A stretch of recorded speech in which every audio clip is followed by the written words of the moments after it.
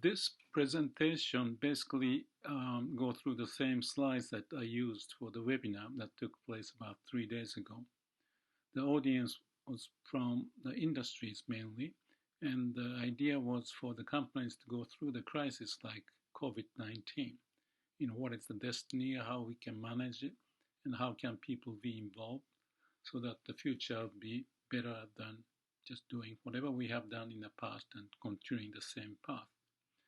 So actually, I'm going through many processes that in my life, from the nuclear engineering to business, and from the shop floor to the strategy, even to mergers and acquisition from the private equity firm.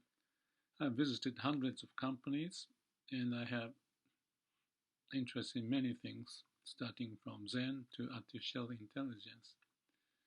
I have written 3 books, starting with the waste elimination, was about the new manufacturing challenge, mainly for manufacturing, but the idea applies to the information processing.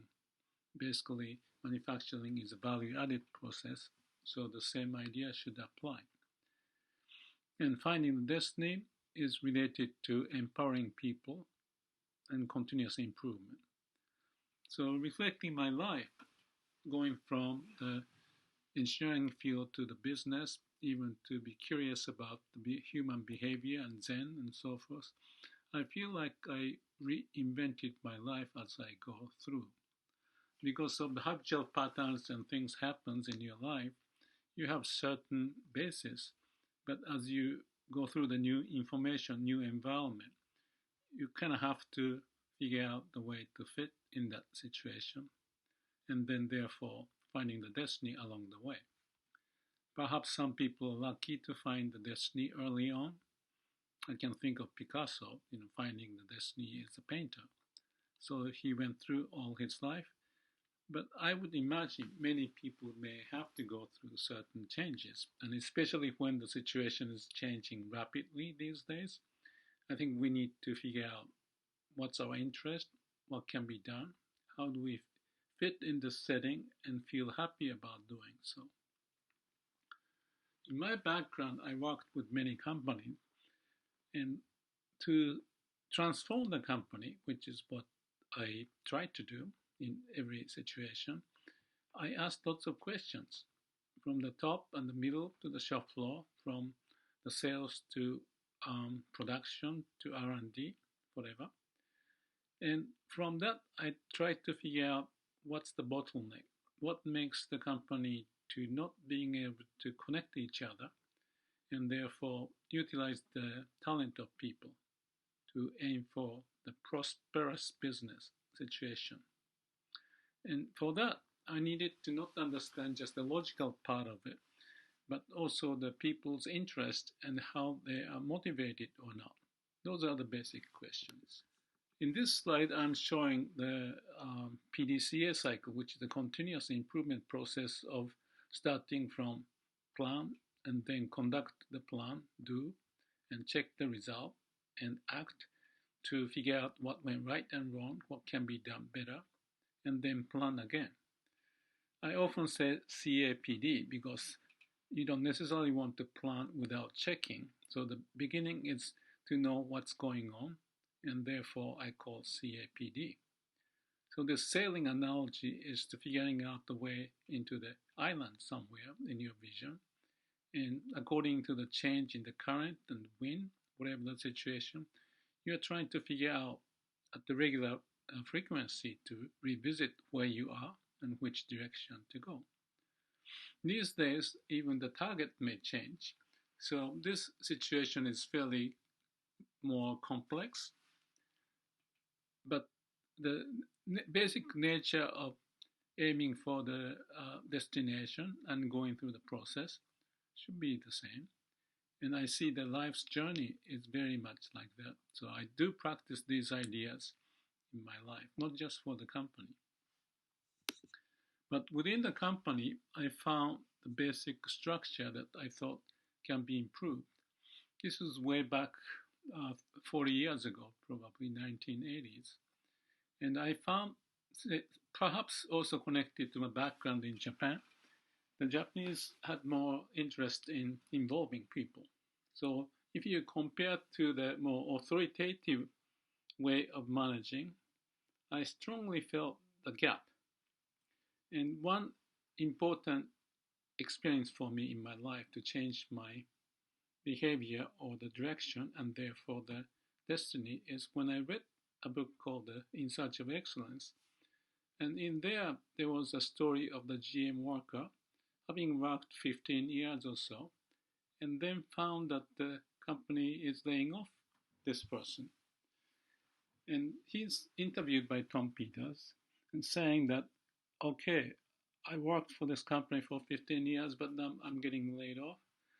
But in the last 15 years, I've never been asked a single suggestion, not once. And having been to the business school myself and knowing the Japanese environment, and I was trying to figure out what to do from my nuclear background to the next future where I thought I could be more beneficial for the society. So grabbing that idea and decided to move to the States. That was 1983.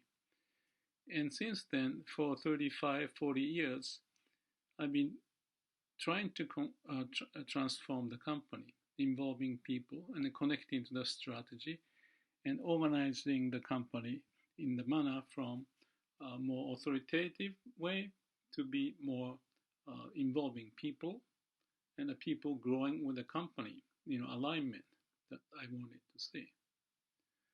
So this slide basically talk about the traditional do as I say, just tell me what to do kind of a situation. The top is saying do as I say, and the people just waiting what to do by order, like order from the top management.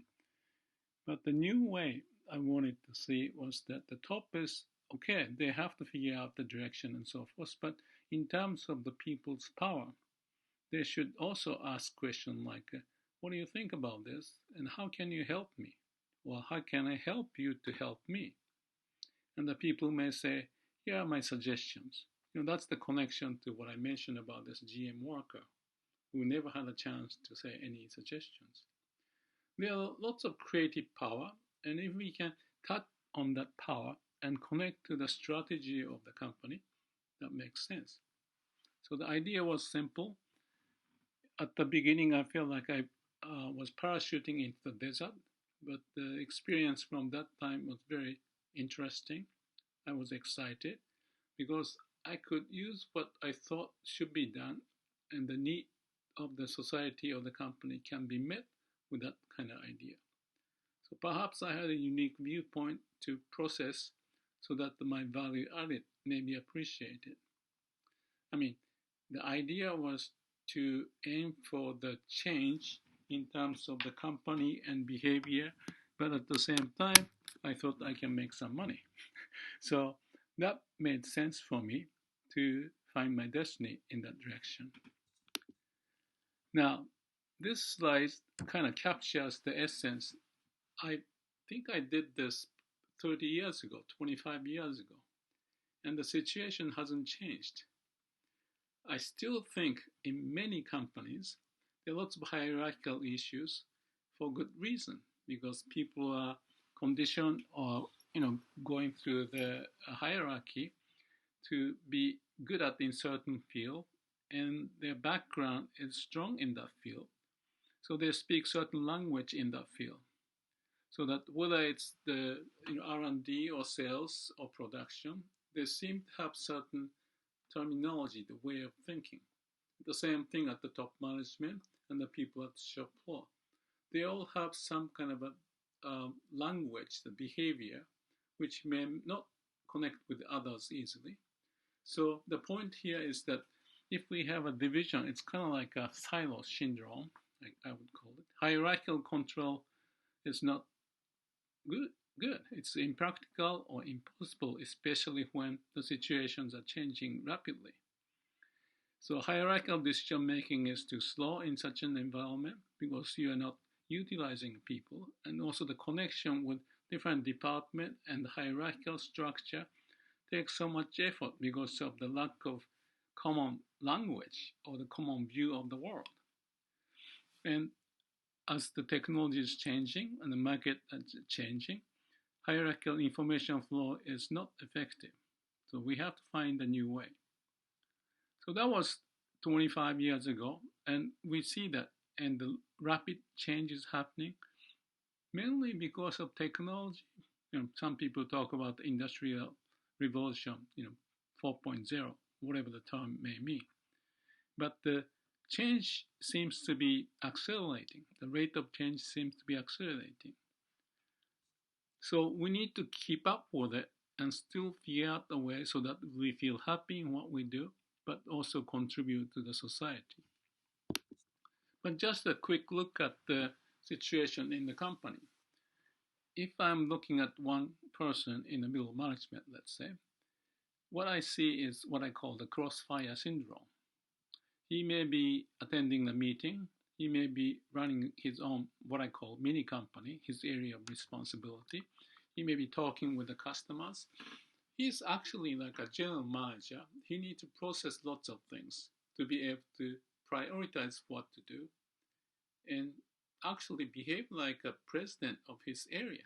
That's why I came up with this idea of the mini company. Anyway, the traditional way of management is such that he may attend the meeting on quality because they have a defect, attend the meeting on the cost because of the overtime or the inventory, delivery time, could be safety, or it could be a human resource issue. Meeting after meeting, and he's kind of getting confused because what's my priority? That's what they need to figure out. But if he's left alone, he's kind of questioning because some people may talk to him loudly that this is more important, or then next meeting he attends, he may find the same situation from the other guy. And the top management may not be able to address the issues for him because he is busy. So this crossfire syndrome is not so healthy for him to figure out how to do. So what can you do? My proposition was to ask them to be the president of many company. And actually, I applied this idea with a small company with 100, 150 people in Los Angeles when I moved from Japan to the US. And after a year or two, there are lots of Mexican workers there. As much as they start to understand the idea of continuous improvement, going through PDCA, and using lots of ideas like a Toyota production system and machine maintenance and more autonomous way and making suggestions, things of that nature, I realized that they can do a lot more. So I came up with this mini company idea and asked them to be the president of that mini company. So each mini company decided to come up with a mission. I kind of give them the framework. So why don't you think about what you want to do in the mission as you're coming, but also think about the customers and suppliers so that you're not just self-observed, occupied, but also customer-oriented to have the mission. And therefore that mission, customer orientation is important, and put the objectives to align what you want to do with that, customer satisfaction, which achieve the mission. So the plan is developed to achieve those KPIs, objectives, that helps the customers and that helps achieving the mission, and therefore you can show the reason of existence. So that's a basic idea. So instead of the top down, we're trying to figure out for each to be the president, and because of the customer orientation, the whole organization can be synthesized, working together. It's kind of like a human body. That's the example I use often. Each organ, let's say the lung or heart and the kidney and intestine, all that, they are running their own mini company, so far as I can tell. And for some reason, they have a customer orientation, and nobody's telling them what to do, but they can function. So it's the kind of the idea I often draw a picture of the neuron structure because it's a network of customer-supplier relationship and the information passing through. So that's the mini company idea in the human body. And I may think about a term like a mini company. In human, it's mini me. I'm here and they have various me's within me. And it may sound funny, but sometimes I'm more focused on the relationship or work or hobby or finance or health or whatever, the spiritual pursuit. We have different set of eyes and ideas and the directions, and you need to coordinate. So you don't want to have this crossfire syndrome within yourself. So there's a way we need to figure this out. I'll touch on that issue later. So the idea was to make people, not just making product or producing things. If you forget about the driver, main driver, who takes care of all the steps and the processes to assure the quality and so on and so forth, the idea of the mini company is very important to do that. So this is the idea. It popped up, I think it was 1985 or so, 4 or 5. And I wrote the book, The Waste Elimination and Addressing the Human Potential, New Manufacturing Challenge, in 1987. And the mini company idea I put into the book called The New Shop Floor Management. The shop floor is everywhere, but the easy one is operations at the floor where the people do the production. So the idea of the mini company is not just ultimately at the shop floor in production, but also in sales, human resource, accounting, and so forth. Not at the shop floor in the sense of the lower level of management, but also middle management and the top of the management too. So each of them are mini companies. Each of them have customers and suppliers, their own universe, and they play the same game, except for the complexity and orientation may be different. But at the end, you want to align all these mini companies together. That's the role of the top management and the coordinator from different staff and so on and so forth. But the basic idea is the same. For everyone to have ownership, empowered to achieve something, I ask this basic question. Show me the reason of your existence. Sounds like a little heavy question, but I'm serious. And actually, this is a habitual thing. So it's even if it's not in the company, in my neighborhood, I ask the same kind of question. So people may find it a little bit troubling, but I don't say it this way. I'm asking things like, what's your interest? What's your vision? How do you enjoy it? Because I'm a curious guy to figure out what makes people to tick. Why people do what they do and why. And if I can learn from their lessons and their eyes lighted to talk about this, I'm very excited to hear that, and so that I can enrich my view of the world, not just my own, but also referring to other people. And more of those reference I can develop.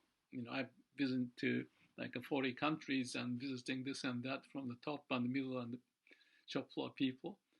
So those references would enrich me to figure out what this life and the way of business or anything is like. How can I find the interesting, sparkling ideas and enjoy life? There are many ways to do that, not just work, but hobby or just shopping at the supermarket. You find different ideas. So the creativity that we can find within us going to help in achieving our destiny. And those reference, not just in the person to person, but also the internet and the books and so forth, will give me a good reference point. It's kind of like a triangulating where I am and what I'm doing, what I'm good at or weak at, and therefore I can find the way into the future. So we have to understand, show me the reason of your existence. Who am I? Why am I interested? Which way I want to go? And of course, you want to be the master of your own destiny instead of just pulled in, doing whatever you don't want to do, but doing. So have the pride and ownership in managing your mini company. That's the basic idea. And I have visited many companies and the people and sharing this. And from my experience, it worked in I don't know how many hundreds of companies that I have, had interface and sharing of those ideas. At the end, it's something to do with the habit, and changing the habit may not be easy, but that's another discussion I can talk later. So, basics of the mini company, just quickly. You can read this because I don't want to go too much into detail, but basically, you have a mission. The customer satisfaction has to be important. You develop the KPI, key performance indicators, to monitor what you're doing and have it visible to make things visible if it's important. Have a meeting to discuss problems and opportunities and developing a plan, and then go through the project management to achieve what KPI may be achieved or not, and share the result and report the progress to the bankers and peers. One important and interesting idea I promote is annual report. Every mini company, whether it's top or middle or at the bottom, whatever you call it, it doesn't matter. Even at the individual level, I suggest for each to come up with an annual report. Okay, you can do the quarterly and so forth, but annual report is important. I don't have time to go into it, but that's where you should show what you have done, go through PDCA. And I'm suggesting that you should use that more like a resume, because you can tell what you have done and what you are to do, and then you repeat that. And as I mentioned about this small company, I still remember an occasion of this warehouse manager, the supervisor. He told me this, that sometimes the situation is not so fun. Some depressing thing can happen. And he said to me, probably he was 28 years old. I don't know what he's doing now. But I wonder if he remembered the occasion. So he told me that when things are not doing well, he go back to his room, close the door, and open up his annual report. And there you can see the journey he has taken, example of the improvement ideas that he implemented, and show the result in certain target, meeting the target, whatever that is, and then customer to be happy about, and you have a KPI to monitor that, and therefore you connect to the mission. So that's the cycle of PDCA for continuous improvement and applied in mini company. So that's the basics, but if you think about it, that's what you are supposed to do to start with. When you hire someone, whether it's a supervisor or middle management, you should assume them or ask them, what do you think is the mission? Who are the customers? What are the objectives? How do you share the progress? And are you going to meet the people and discuss? How you do that? You develop a plan to achieve it, and you share it. And reports should be reported to, bankers and peers, suppliers, customers, whatever, and also including people. Isn't that what you do? That's how you hire the people. And I'm just clarifying the idea of the mini company so that we have a clear picture. So in this exhibit, I'm just sharing that there's a name of the mini company, the mission is posted, the people's picture may be there, the customer-supplier relationship may be there, and the QCDSM, quality, cost, delivery, safety, morale. Those are just examples, and you can see red and green. Why? And maybe there's a comment on it. Customer survey, a plan of action, the timing and owners, and is it red in the status or not? Then you may have the skill matrix and the vacation plan or suggestions and award, or some of the key project, how things are going, and cause and effect diagram so people can see. And use that as a way to coordinate and run the meeting so that the people know what's going on. The idea is, if it's important, make it visible. All those are the ideas I shared in one of those books, and it's a common sense. If they are hidden, it's a barrier, it's a silo. It doesn't make people to be excited. And you want to have the logic to explain and the connection of the mission, the customers, and the KPIs and plan and how things happen and all that. But you want to have it with the fun element.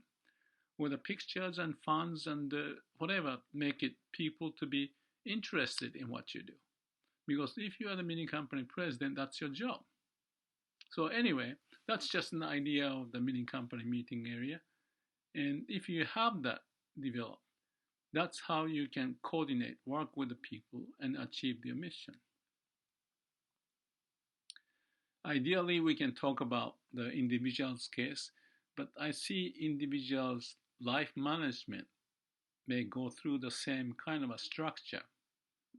It may be too much to think that the life is like managing your business, but right or wrong, it's so effective that I applied certain principle that I want to talk about later that is applicable with this kind of idea. So there's annual report. Again, name, mission, company profile, customer supply relationship, objectives. Those things, the lessons learned, existing problems, and the future plan. It's basic. That's the process of visiting your business continuously. Daily, there's a daily cycle, and monthly, and quarterly, and annually. So you can see how you're running your mini company. And this annual report, again, is like a resume. This chart or exhibit shows the basic structure of the PDCA at the three levels of the organization in this case.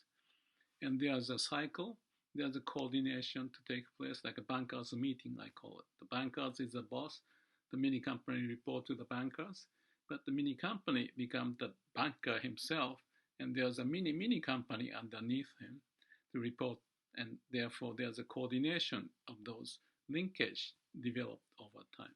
And then across the horizontal direction, there's a customer-supplier relationship that also meshes the whole thing together. As a whole company, we develop the rhythm, harmony, tone, as if in the orchestration, in the music situation, but for the company to go through. So that's the idea of this mini company situation. And next, I want to talk about the individual's situation, how we can benefit from those ideas, and how each individual can find the destiny in future or in crisis. How to find the destiny in crisis? Well, actually, it's a moment-to-moment practice, because we are living. We're not just to live in another crisis. We have to keep figuring out the way and have fun and contribute to the society. So this process of managing is continuous process. As much as external situation change, as we go through it, we learn skills, benefit from the experiences and the references that we generate, and therefore we enrich within ourselves. And within ourselves, there's a change and the orchestration that need to happen to make sense out of it.